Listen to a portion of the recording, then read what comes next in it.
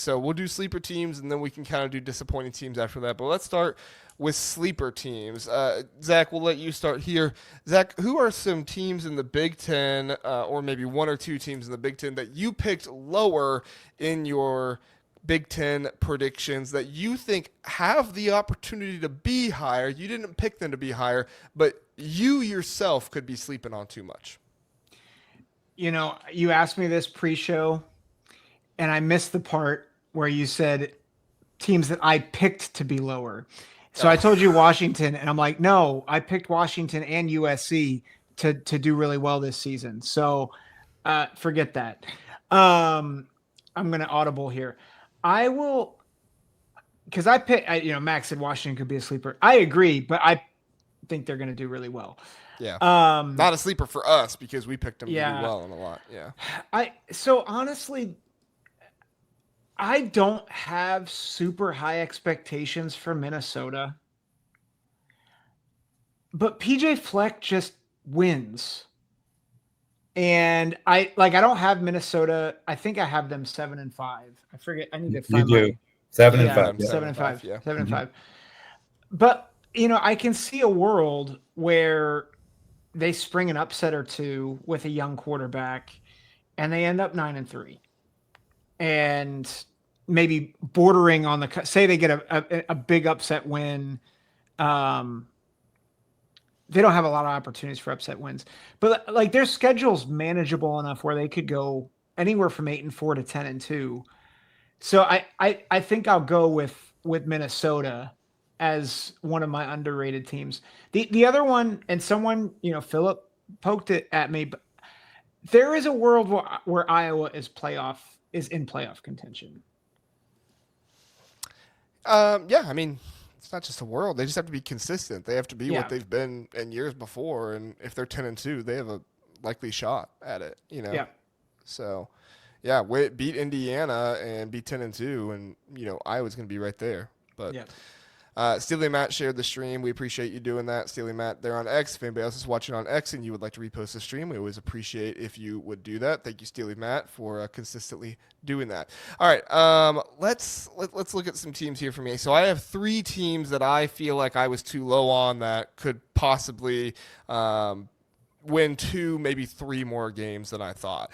So Rutgers and UCLA, I both had 5-7. I believe UCLA was 5-7 for me. If not 5-7, they might have been 4-8. I think those are 2 teams that could both be bowl eligible. I actually think this Rutgers team is a better team in a lot of cases than they were last season. I think losing Kyle Monangai is huge. However, Athan Kaliakmanis continues to improve. I think the offensive line, they lost Holland Pierce, but they can continue to improve that. DT Sheffield, I know I said that the Rutgers offense would be worse, but that could surprise me. Maybe Greg Schiano starts airing it out a little bit more. Maybe he starts relying on that more. Maybe Kirk Soraka, his second year with Athan Kaliakmanis at Rutgers, it starts to look a whole lot better. And I do like this defense as well that Rutgers has. So this could possibly be a more talented team than Rutgers had last year.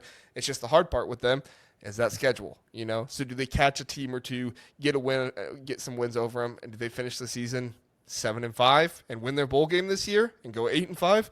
It could happen. I could be too low on Rutgers. And then UCLA, too. I mean, the hype right now for Nico Iamaleava at UCLA fall camp is like some of the biggest hype you're going to find for a player. Talking about how he's worth like 2 or 3 games for them. I don't know if I buy it. I want to see it first, but I have to acknowledge Nico Iamaleava. He has the potential. He has, everything that you need to be a really good quarterback, and Tino Sinceri with him as well. Quasi Gilmer, if he can really turn into a breakout receiver this season, like I think he might be able to, that could be huge for them. And then if that defense gets right, and like we know, Deshaun Foster is going to get his guys to play hard, do well. And then USC. I picked USC to go 7-5, but that was probably like my least comfortable pick because I just think USC is going to get into tier 1 at some point. If it's not this season, it might be next season, might be the season after that. But I think Lincoln Riley still has it in him. I think they run that program really well with Chad Bowen, however you pronounce his name. And I think they're going to get up there at some point. So those are probably my 3. Jeff, sorry if I took yours. No, I mean, I like that. My second was Michigan State. I have them 5-7. I said in my review last week, I think they're a year away. But with Aidan Chiles, if he makes a leap, then I underestimated them. But I didn't select them. I selected USC, JR. I know you just mentioned them. I said on my podcast, I guess 2 times ago, to me, no, it was last week. To me, they're the biggest sleeper team as far as I think they have a potential to make the playoffs. So you kind of said, who's the next Indiana? No one is, because no one's going to go from 2-10 to making the playoffs. But a surprise team to make the playoffs, I wouldn't be that surprised if USC did it. And just, I have them 8-4. The over-under is only 7.5, though. But they're recruiting well, 5-year recruiting average of 23, proven coach, like you said. I mean, I know people like to rag on him, but I mean, he did really well at Oklahoma, just a great offensive mind, and he has a good defensive coordinator, right? So they blew 3 fourth quarter leads. Last year's team should have been more like 9-4, 8-5 at least, not 7-6. And then I just look at 2 high potential wins that I have as losses. At Illinois week 5, USC flat out has more talent than Illinois, flat out. So I wouldn't be shocked if they went into Illinois and won, but I have that as a loss. And then Michigan at home I have as a loss. But, I definitely see that's one that's 50-50 in my book. Young quarterback from Michigan, probably I'd pick USC if you had the gun to my head. So really USC is the one for me, potential even to make the playoffs. I like that. That's good. All right. Zach, we'll let you start this one off again. Disappointing teams. Who is a team that you had maybe winning 8 or more, maybe 9 or more games that you're like, listen, I picked them to win this many games, but I am not super confident in them. Zach, I'm thinking of one team that you picked to win 10 games, and if you don't say them, I'll say them for you afterward, but go ahead. It wouldn't happen to be Nebraska, would it? Yes, it is Nebraska. Yeah, about that. I don't like it. Yeah, about that. I think it starts with Nebraska for sure. The schedule is manageable for them, but there's definitely, we've said that about Nebraska for how many years when they were in the Big Ten West. So for me, and I think we've all said this at some point, Nebraska just has to prove it. Dylan Raiola has to prove it. And for the past 9 years, they haven't proven it. So 10-2 with caution is my. I will say the other 2 that I'm thinking of, and I hate to say it, and I'm going to get ragged on in the comments, but it is Illinois and Indiana.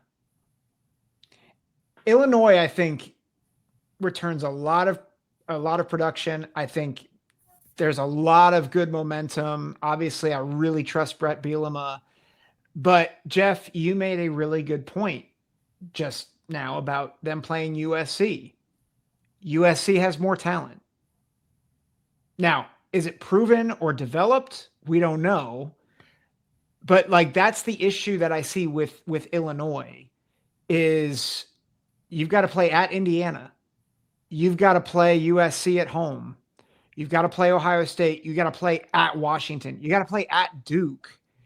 And you can't just rely on being bigger, faster, stronger. That's not how Illinois is going to win. Mm-hmm. And they won a lot of close games. And often what happens when you have a good season like that, you tend to return to the mean. So I'm a little concerned about Illinois. I want them to do well, and I think they can do well. But I think that's something to look out for. And I think Indiana, there's a big question mark about can they hit on the transfer portal like they did a year ago and be the team they were.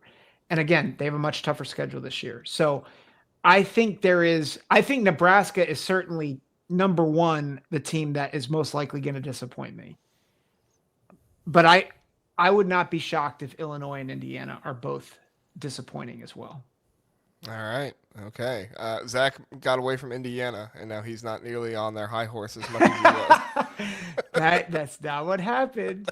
That's not what happened. I'm just messing with you. We'll go to Jeff here in just a second, but David wanted to give his 2 cents in there. David, we appreciate you watching and being here. He says, I think this could be a year where Ohio State and Oregon both miss the playoffs. I understand their talent level, but they both lost a lot of talent and experience as well. So, yeah, I think you could be in line for a 10-9 win season for Ohio State and Oregon, but I tend to believe both those two teams, Ohio State probably makes it with 9 wins. Oregon, they have a little bit of an easier schedule, so I'm not sure if they would. But I see what your sentiment there, David, and it is something I wanted to bring up because I was going to possibly bring up Ohio State and Oregon just with some of the question marks that other people kind of have about them outside right now. So good thought there, David. Jeff, I won't take yours this time unless I guess you had Ohio State or Oregon. Then no, I'll hit on mine quick. I mean, Illinois was a candidate for me. I have them 9-3, but mostly because their schedule is really easy, and I think the coaching staff is outstanding. I just doubt their depth of talent. As simple as that. So. Nebraska, I have going 9-3 as well, Zach. So that's a game and a half over the FanDuel over/under. But I actually believe they're going to do that. I think Varela is going to take the jump. Rule's a good coach. I don't worry about the past under previous regimes as much. But I'm going with Minnesota. I predicted them 8-4 in my podcast. They're over/under a 6.5. So that's a game and a half over Vegas over/under. That's a lot because Vegas really knows what they're doing. I had said I think that's the ceiling for them. So I was assuming with that record, Minnesota with a young first-year starting quarterback, and I know he's a redshirt freshman, right? Drake Lindsay. I'm just leery of any first-year starting quarterbacks. I do believe in PJ Fleck, though, and is why I think they'll hit the 8-4 and hit their ceiling. But I could be wrong, especially if Lindsay struggles. And then they for sure have a bunch of games that are really, at Cal early, right? That's second game, I believe. Young quarterback on the road. I know it's not a hornet's nest at Cal, but still, it's a road game. So, I think Minnesota, I worry a little bit about really based on the young quarterback. That makes sense. I didn't write down Minnesota, but that was one that I was thinking we might have put down at some point because I think all of us did select them to at least win 7 games, maybe 8 games, all of us. We did. You had them 8-4 as well. Yeah. So, all right. So the disappointing teams that I have, I did have Oregon as a thought on there. I'm not going to say they're my disappointing team, but I did have them on there as a possible thought. Ohio State as well. They have that road game against Washington. You have Texas early on. What happens if Ohio State starts 2-2 with a new starting quarterback going to Washington? That could possibly be disappointing there. And then Oregon, Dante Moore and losing Evan Stewart and now Trey McNutt, stuff like that, just could play for some disappointing stuff there. I don't think either of them miss the playoffs, but I could see 9-10 wins. Maybe one of them misses the playoff. But I'm going to put in here, I didn't have Nebraska as high as you, Zach, so I can't say Nebraska. But the team I did have winning 9 games, they have a true freshman quarterback. They have some early games on the road. It might be Michigan for me. Is the team that I feel like the least confident on. And I'm not trying to pick on Michigan here because, like I just said, it's kind of the same thing with Minnesota, right? You got a young quarterback. I think Michigan starts the season a little bit tougher. I don't think Cal is nearly the environment that USC, Oklahoma, or Nebraska is. And Minnesota really only has that one to kind of start in the out-of-conference in Cal. So it depends for me how Michigan starts the season, right? If Michigan begins the season and they're 4-0, I got no worries. They're going to win at least 9 games if they start the season 4-0 in my book. But if they drop to, just like I said with Ohio State, so don't come at me, Michigan fans, because I just said the same thing about Ohio State. If they drop 2 of those and they go 2-2 or something like that, then I'm starting to have concerns, and then I'm starting to think to myself, okay, does this team have enough momentum to get themselves to that 9-3 type of situation, or are they going to rely on a surge at the end to get them to 8 wins with a bowl game or something like that?